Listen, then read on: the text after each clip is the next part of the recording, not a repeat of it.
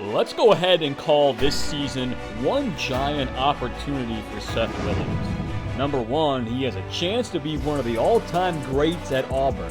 Two, he can be the star player on a team desperate for a college football playoff berth. And three, he can make Alabama fans go insane as the one recruit who got away from right in their backyard. 2019 was a breakout sophomore year for Seth. 59 catches, 830 yards, and 8 touchdowns.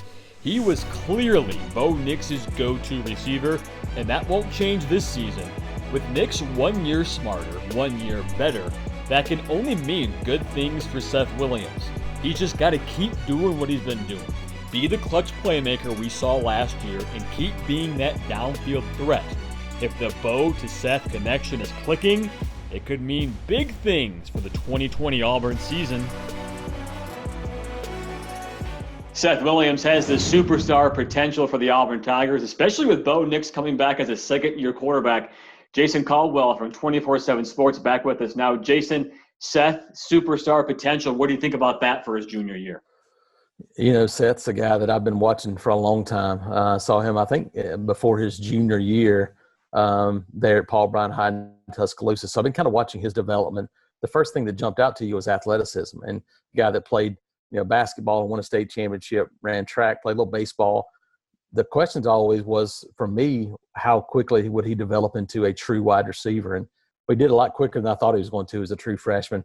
Really developed last year as a sophomore and becoming that go-to guy for Bo Nix. And you look at physicality, athleticism, I think the next step for him is going to be is continuing as a route runner. And I think when you bring in Chad Morris, you develop more of those passing concepts in that type of offense. I think it should only help Seth Williams as he continues to become that guy that Auburn looks to maybe as the first option in the passing game. Can you expound on that for the viewers, what Chad Morris would mean to, Williams is not the only veteran coming back. Eli Stowe's been on that team, it feels like forever. Anthony Schwartz has contributed for a couple of years. What does that bring for a very experienced wide receivers core? Yeah, I think you look at it, and I think it's as simple as looking at LSU from 2018 to 2019.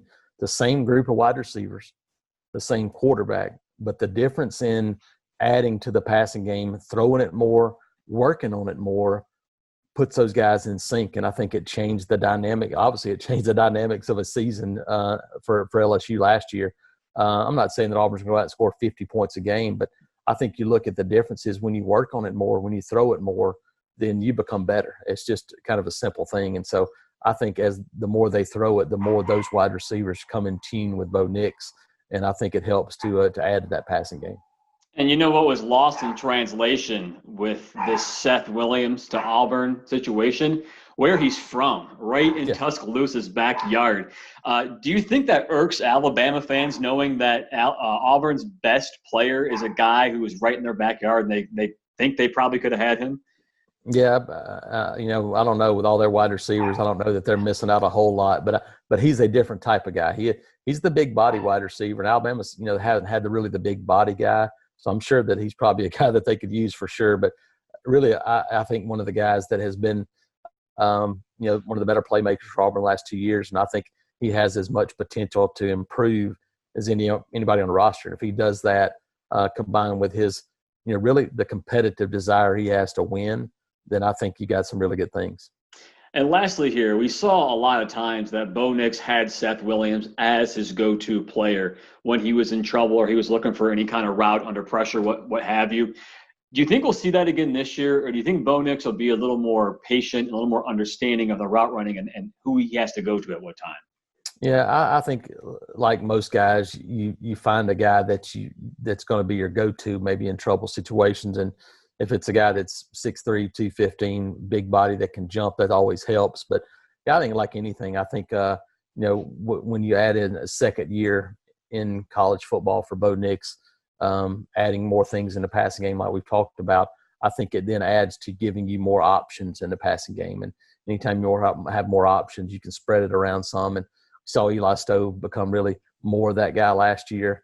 I think Anthony Schwartz has shown that he's more than just a track guy, but, the tight end position, some of these guys they've signed coming in could give some help in that as well. So we've gone through the Auburn offensive skill players. Next week, we head to the defense with KJ Britt and Big Cat Bryant. Jason, thanks so much. Appreciate it.